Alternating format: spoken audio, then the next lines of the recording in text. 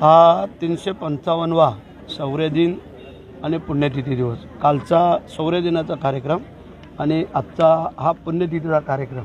तर या उमरठ या ठिकाणी जे यांचं स्मारक उभारण्यात आलेलं आहे आणि त्या स्मारकाच्या इथे दरवर्षी रायगड जिल्हा परिषद, पंचायत समिती, उमरठ ग्रामपंचायत आणि चॅरिटेबल ट्रस्ट अशा या माध्यमातून हा कार्यक्रम इथं केला जातो।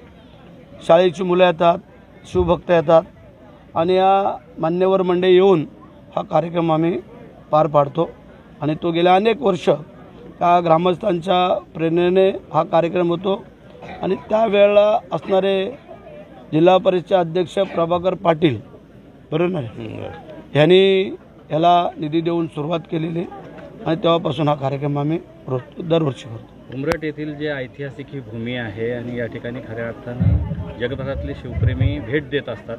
अधिक सुशोभीकरणासाठी निधीची कमतरता आहे। पुढच्या काळामध्ये कशा पद्धतीचा निधी उपलब्ध करता येईल? आत्तापर्यंत दिलेला 5 कोटीचा निधी त्याचं काम चालू आहे। आपण बघताय संरक्षण भिंत, त्यानंतर इथे एक मंदिर देवीचं आहे ते, त्यानंतर इथं चांगले ऐतिहासिक कमान 2 कमाने आहेत आणि ह्याला सगळं हे ग्राउंड हे सगळं आपण पाहताय।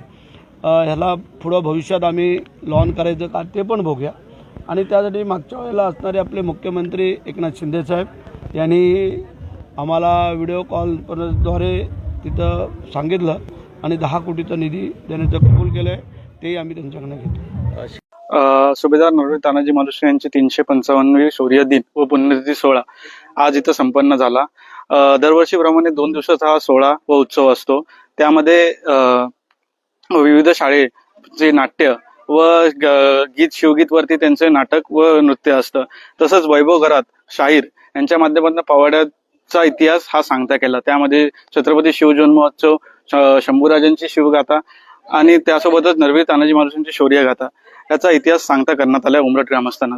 तसंच चंद्रकांत दादाजी कळंबे आणि उमरठ ग्रामस्थ यांच्या माध्यमातून हा सोहळा संपन्न आयोजन व नियोजन केलं जातं। मालुसरे घराण्यात जन्म घेणं हे भाग्यच, पण ते जपणं हे कर्तृत्व। छत्रपती शिवरायांचा, सुभेदार नरवी तानाजी मालुसरेंचा इतिहास जास्तीत जास्त युवा लोकांना परप्रांतात, परदेशात, परराज्यात कसा पोहोचवता येईल हा आम्ही प्रामाणिक प्रयत्न नेहमी करत असतो आणि हा प्रयत्न करत असताना उमरठच्या मातीमधून जी आम्हाला ऊर्जा मिळते ती आम्ही नेहमी या कार्यक्रमामध्ये उपस्थित राहतो यासाठी।